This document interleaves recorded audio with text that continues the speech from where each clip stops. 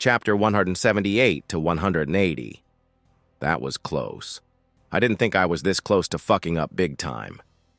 We assumed since Master has sent Wiper we would be able to take him down, so we didn't release the information to Kaido. Judge spoke, looking down with an apologetic look. We are sorry. We were foolish back then.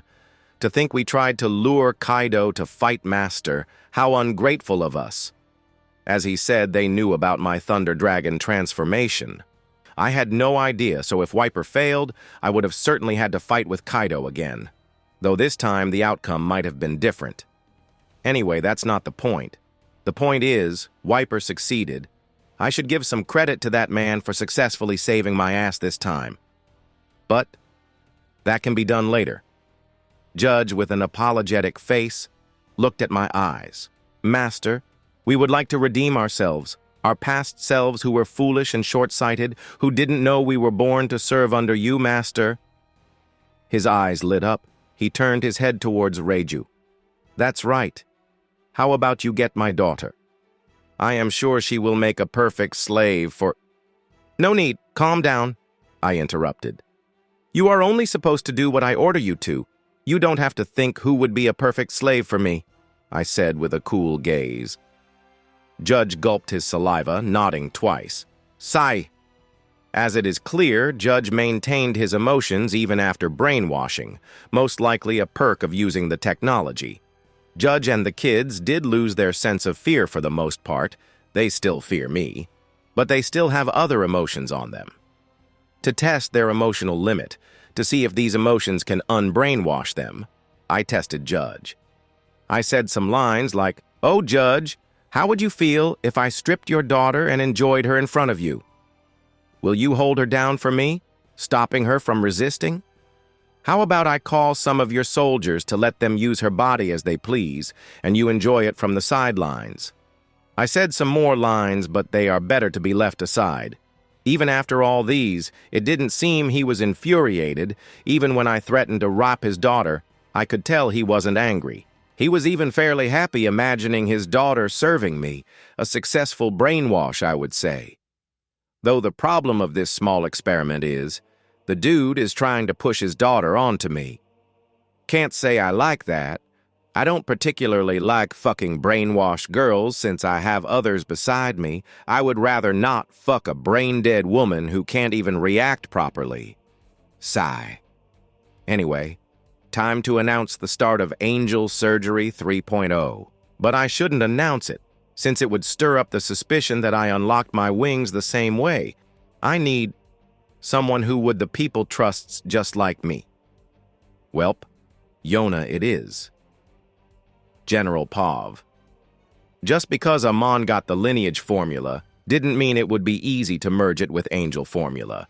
They are essentially the same. At their core, they serve to unlock the potential of a living being. While Angel formula focuses mainly on the wings of the winged people, lineage formula focuses on one's whole body. But mixing them wasn't easy. Hearing Seraph says this, Amon chuckled as he rolled on the chair.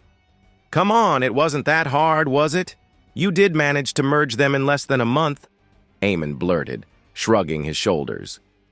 Okay, I admit. It must have been hard if it took a month even for you. But hey, I even brought you the hard drives of the supercomputers that Germa possessed. You are super packed now. It should be worth it, right? Seraph sighed in her mind. You know, you don't have to look for excuses, Master. It's not like I wouldn't have done it either way. I am here just to do as you order after all. Amon chuckled, clearly just playing with her advanced brain.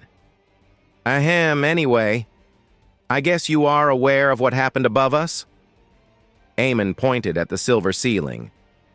The golden architecture had been heavily modified to hold off more than 100 incubators. I would help you connect with everything above. The golden architecture that holds Giant Jack was just Amon's second home before, but now he modified it with Germa's tech in the past month. Now there are hundreds of incubators that can be used for the perfect angel surgery. Certainly, my cameras do reach there after all. I should be able to smoothly proceed with the surgeries after you connect me with the computer there. Seraph replied. Amon just nodded. With a flick of his wrist, Amon stood up. Welp, that's that, I guess. Oh, almost forgot. Did you try to calculate what I said yesterday? Vinsmoke Reiju. Yes. Yes, I did. You were correct. By injecting her blood into your veins, you can be immune to the most potent poisons after absorbing her blood with Sime Kikan. After a short silence, she added, It's also possible with any of her other liquids, like her saliva, her milk, and even her squirt. Sex is one of the ways as well. I didn't actually need to know that, but thanks. Will help. With a strange laugh, Amon snapped his fingers and disappeared from the hall with a bolt of lightning. Amon talked with Yona. He explained to her what she needs to do and why she needs to do it. He wasn't sure, but he doubted that Yona might question him that if he had done the same surgery for his wings or not.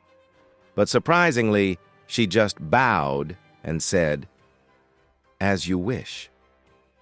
Kami, I would try my best to gain as many abilities as I can. Yona bowed as she walked towards the incubator, leaving Amon, who stared as he watched the glass close down from above, while Yona put the oxygen mask on and prepared for the surge of liquid that soon flooded the incubator, naked. As many abilities as I can? She said this because it's not easy to get special abilities like Dengeki Blue. It's apparent with Judge he doesn't have any special ability, unlike his children. Apparently, to gain such abilities, one needs to go through surgery when they are in their mother's womb, which neither Judge nor Yona is. So the chance of getting such an ability highly depends on the acceptance of one's genes. Amon hummed as he stared at Yona, who soon closed her eyes, going unconscious. 2 days later. Tsumi wasn't expecting this. It hasn't been that long since her wounds healed, so she was taking a rest, thinking everything has passed for good. Yet, now of all times, such a bizarre thing was happening. My fellow brothers and sisters of the honorable wing race! Yona's voice flew to her ears as she again realized the sight in front of her wasn't a hallucination. Fwa. Yona was flying. Above the ground where almost each of the Birkins and most of God's army was gathered. She was flapping her wings as she was looking below with a divine smile on her face. Everyone, our great Kami, has worked hard and tirelessly, thus reaching a new realm in his godhood. Unlike before, he isn't a child god anymore. He has now grown to be strong, stronger than ever. He is now the strongest being on this earth. She observed the faces of the people below as a smile bloomed on her face. Everyone, why are you silent? Scream, scream the name of your god.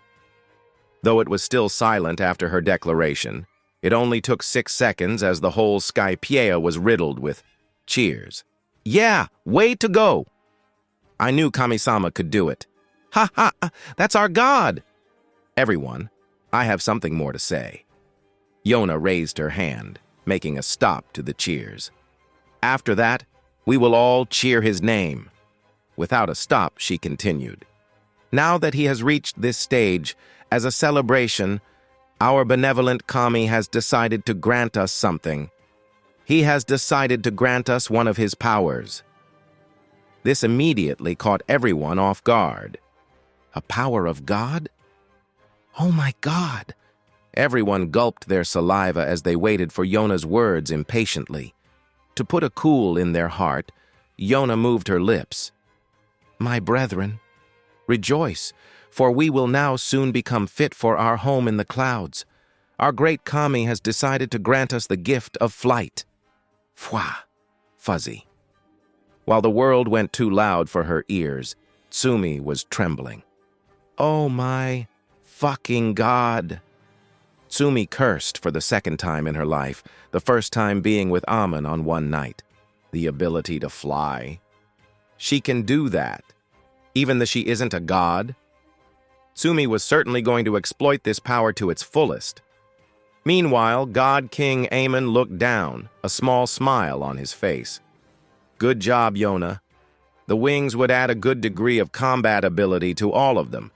He never realized, somehow he has brainwashed Yona, without actually brainwashing her, to think she was this much loyal, to think she didn't doubt his words at all, to think she would lie on their faces just for him. Ah, my God complex is turning me on! He wasn't joking. All this was borderline turning him on, arousing him. This was a new feeling, something he didn't think was even possible. Amon couldn't guarantee that by the end of all this, he won't own a heavy god complex. Frankly, he didn't hate it. Thanks. You did a good job. Wiper didn't expect to hear this from Amon, his rival. I know it's not much, but take a few days off. I know you would like to test your new powers, so you should need some free time from work. Amon started, sitting in front of Wiper. Oh, I haven't congratulated you on your bounty yet, have I? Congratulations. What's the catch? Wiper interrupted him as he grabbed the glass of coffee hard. Catch? Nothing. You just did a good job. I am being grateful, that's all. Wiper didn't buy his words. Amon was the type to praise someone when needed, but this wasn't that type of situation, since he already thanked him once, so this was unnecessary. You mean you called me here just to repeat yourself? Amon chuckled at hearing him. And to spend some cousinly time together. Cut the crap, Wiper basically snarled out. I don't buy this bullshit. Tell me what you want. Amon just shook his head, mumbling something under his breath. Wiper clearly didn't like hiding around the bush, and he was assuming Amon must have another reason to do this, though Amon didn't in reality. Calm down. Take deep breaths. I just want to discuss life, cuss. Amon shrugged as he lowered the cup of coffee. I also had to ask why you haven't challenged me yet. You did say you would after awakening your fruit. Wiper's deep scowl slowly subsided. It seemed Amon really didn't have any other motive, or he was just that good of a liar. Either way, he didn't mind spending some time off training. Finally, coming to his question, I can't win. Amon almost seemed to choke on his coffee, but he managed to laugh it away. For real? Seriously? Shut up, Wiper retorted, truly annoyed. Yet, he maintained his serious face.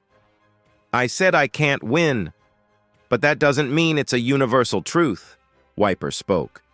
Amon slowly nodded with an amused smirk. As much as I would like to challenge you, it would just hinder my training. Both Amon and Wiper knew that in their fight, Amon would injure Wiper and make him unable to move for a month or so. That won't work. It would hinder his growth. Wiper plans to beat Amon, not get beaten by him. I know. The current me won't win. Wiper realized something from his fight against the Germa. If it were you, you would have needed less than a minute to kill them, and here I almost failed. True. Amon agreed, sipping tea. So I would rather train. Train until you hit a block and I catch up. It might take a few years, even decades, but it's a lot better than trying, again and again, getting my bones broken. Wiper added. Amon chuckled softly. That's smart. I didn't expect this from you. What the fuck? You mean I can't think smart? Wiper slammed the table and got up. Fuck it. I am going. Well, that was sudden. Amon chuckled softly. As Wiper walked away, almost leaving the cafe, Amon called one last time. Oi, you plan to take part in the surgery? Wiper halted in his way and turned around, looking at Amon with a grin. A power-up is a power-up. Why won't I take it? The answer was clear. A power-up is a power-up. Wiper could already fly with his fire, but this way, he would have other powers, such as shooting sharp feathers, though they won't grow back immediately since Wiper doesn't have Saime Kikan, at least not on Amon's level. Finally, the door creaked as Wiper left, and Amon sipped his coffee. Meanwhile, the receptionist, Connus, looked at all this with a bored gaze, while cleaning a glass that was already shining. She was lost in her thoughts, thinking about what she would eat at dinner tonight. Living alone wasn't easy, and as much as she hated it, living in the same house as her whore of a mother wasn't an option either. Knock, knock. 2 knocks on the table caused her to sigh as she was in front. "What now?" Hearing her irritated voice, the knocker chuckled softly as he offered, "How about some light wine?" It was Amon whose everlasting smile caused her to grit her teeth. "Fix my family, then I will." She turned around and went to pick up a few more glasses, leaving Amon chuckling. "It's not my fault you found out about my relationship with your mother. It's your fault you revealed it to your father and ruined your family." He just shrugged and got up. "I am innocent." As he walked out of the cafe, greeting some of his subordinates with a nod, Amon started contemplating. It's time to use that girl, Lola. She would be an important card to use against Big Mom. Charlotte Lola. She was captured by Gecko Moria and was imprisoned there, and currently she is in the prison of New Thriller Bark. From the anime, Amon recalled that Lola is someone who Big Mom hates, wants to kill, so it's no wonder, when he would propose to her to Big Mom, a sweet relationship would start between the 2 pirate crew. But first, let's pay a visit to Vivi. With a zap, Amon's body vanished from the middle of the crowd, rendering many yelps to resound from the people around. Nefertiti Vivi didn't want to marry the warlord Amon. She was happy when they engaged, yes, but she was not happy at the marriage. Why? Because her soon-to-be husband vanished from the earth and never came to visit her in 4 years. And when she started studying politics and things surrounding it, she realized Skypia was getting prosperous only because of Alabasta. She wasn't wrong, but she ignored the fact that Alabasta only survived because of Skypia too. So in the end, she chose to cancel the marriage, somehow convincing her father. However, her mind was about to change after she spent her time on the Skypia, meeting people who referred to her as Goddess. She was about to change her mind. But at that time, when she was saved by that man, her resolve was straight. I want him. Although many different crises popped out later on, Vivi was able to marry Amon in the end. She thought she would have a happy life with an emperor of the sea, a sweet, romantic life. But she was wrong. She was wrong assuming an emperor, such a big name, would have enough time to spend on her. She wanted to sometimes visit Skypia, but Cobra was against it, saying anything can happen in her way there, and she wouldn't go there without Amon's assistance. Although reluctant, she did listen to him. He wasn't wrong after all. But the problem was, what unnerved her was, knowing that Amon wouldn't bring her to the sky, talking about, anyone can attack Skypia anytime. I don't want my wife to get injured. It was heartwarming, yes, but she still wanted to be with him. She knew what type of man he was, the type who won't mind sleeping with his own mother-in-law, so she even felt relieved that her mother died young. Knowing this, she felt strange. Knowing that right now her beloved husband might be boning some other girl, it unnerved her. I want to see you again, Vivi mumbled, while looking at the couple's photo in her hand, while she laid down on her belly on the bed. What are you doing right now, hubby? In the photo where Amon was carrying her in a princess cant when she is wearing her wedding dress, a sigh escaping her lips. Just then, something familiar sounded out behind her. Bzzzt. Vivi turned around immediately as her eyes grew. Father-in-law called me a while ago, telling me you missed me a lot. Is that true? The man of her dream asked as she jumped from her bed, directly in his arms and locked her arms around his neck. You are here. I missed you a lot. She hugged him tightly while feeling Amon's hand brushing her hair. But immediately, the next second, her tone was dejected. You didn't meet me for so long. So heartless. Sorry, I was super busy, you see. Amon said while hugging her tightly, the small amount of dejection fading in oblivion. Meanwhile, she felt her body warm up in the touch of a man. Her man. As she then raised her head up, reaching out for a kiss, a finger appeared between their lips. Aha, nope. No kissing or anything beyond that. Unless you give me what I want, remember? Amon commented, as he then dropped her on the ground, on her feet. Vivi frowned, recalling his challenge last time.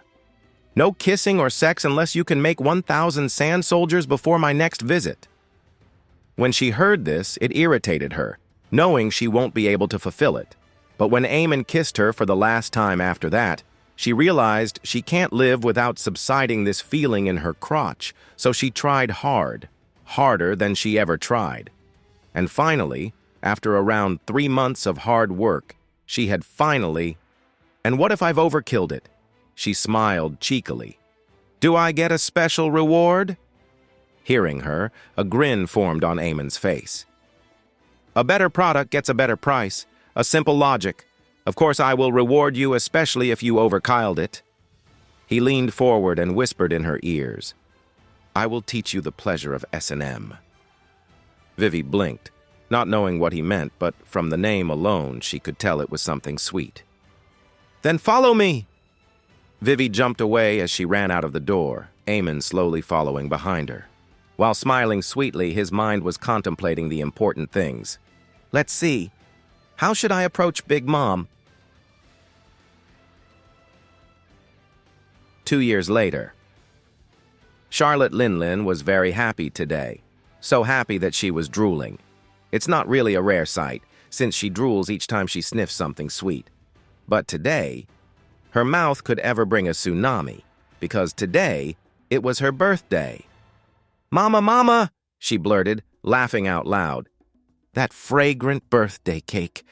I can't wait to devour it all.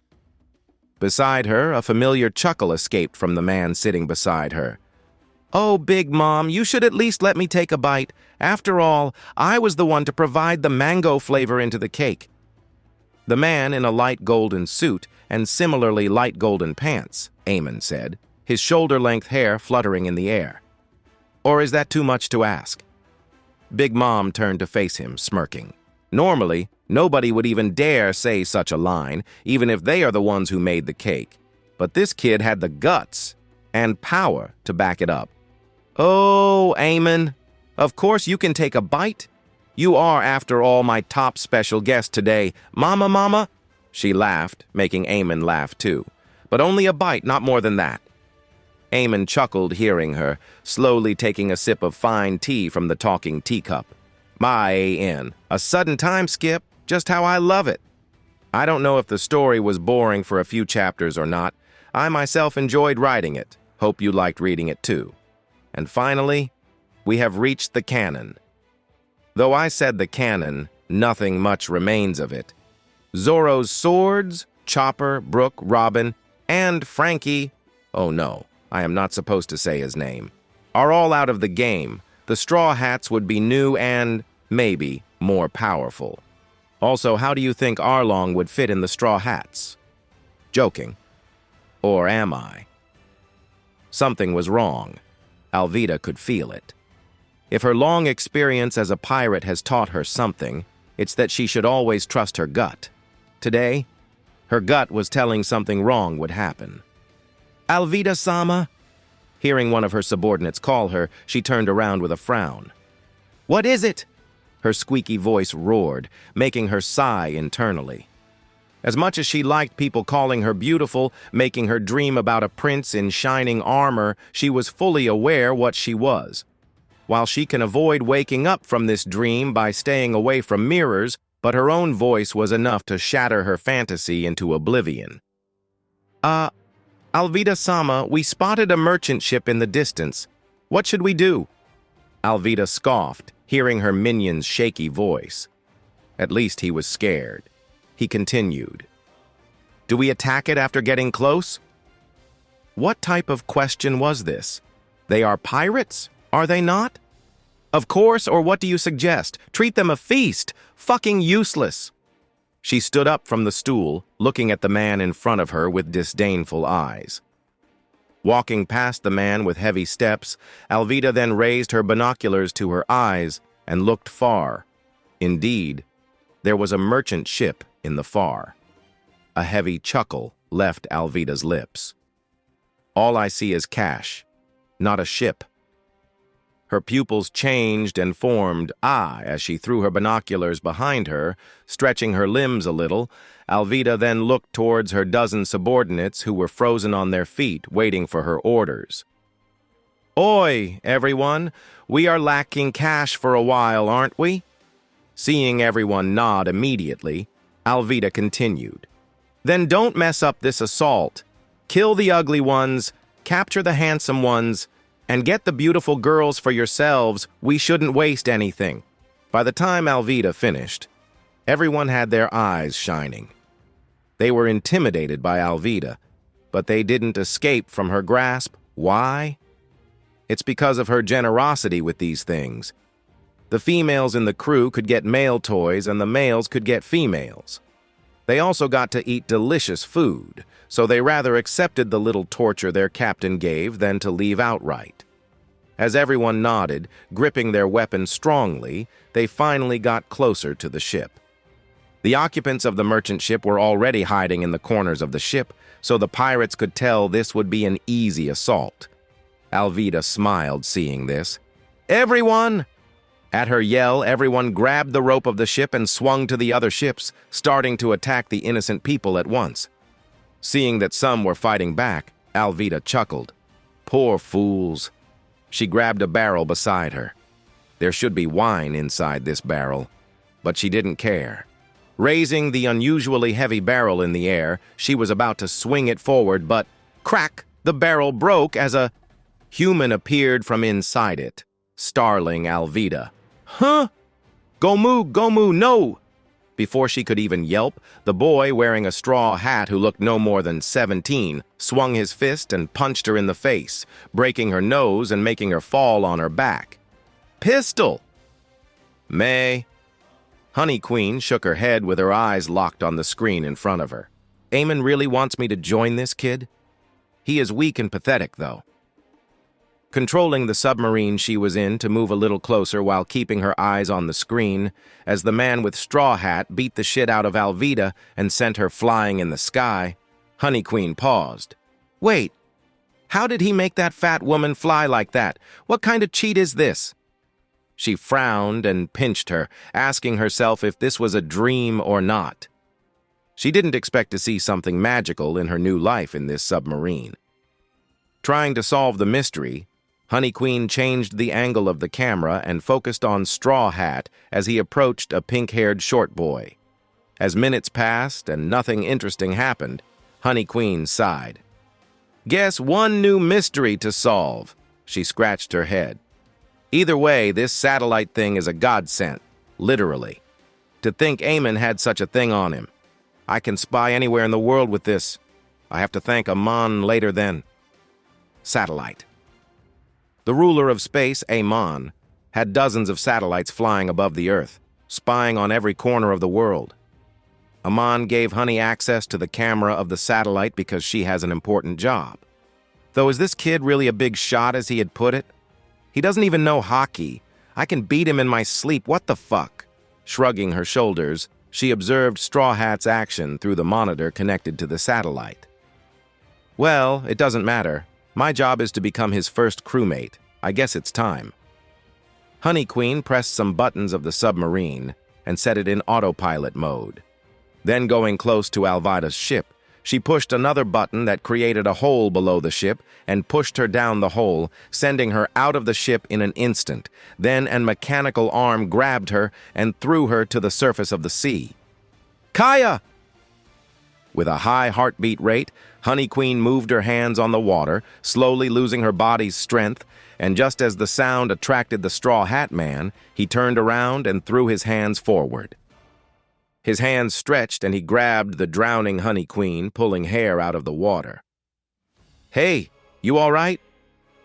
Hearing her target's voice, Honey Queen opened her eyes. She honestly didn't want to do such a risky thing, but orders are orders. Amon said this would be the easiest way to get close to him. Cough. Honey Queen coughed out water that had invaded her lungs and sat up. Thank you, mister. It's Monkey. D. Luffy. Ah, Mr. Luffy, then. Thanks for saving my life. Honey Queen finished, bowing lightly and receiving a wide smile from Luffy's side. Hey, no need for mister.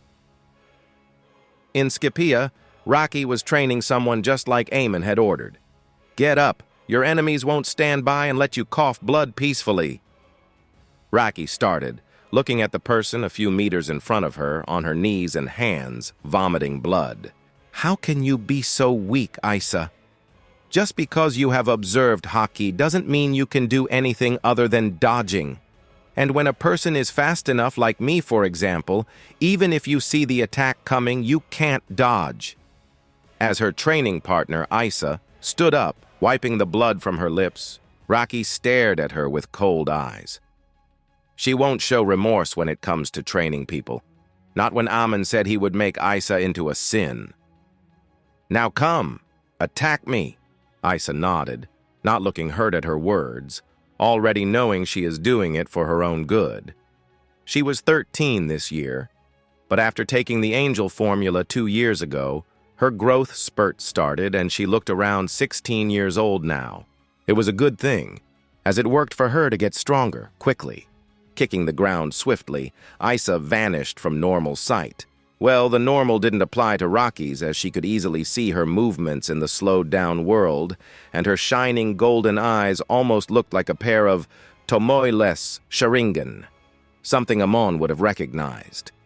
Seeing Isa approach her from behind, Rocky moved her body and twisted her waist, dodging a blow. Just as Isa was about to pass her, she grabbed her hair and ruthlessly slammed her face in the cement. Bam! Ah! Isa groaned, feeling her nose break down as she fell down on the floor, limp. Reiki scoffed. That's all? With her body trembling, Isa managed to turn on her back, her developed chest facing the high ceiling. Sister, why are you being so rough with me? Isa asked, huffing.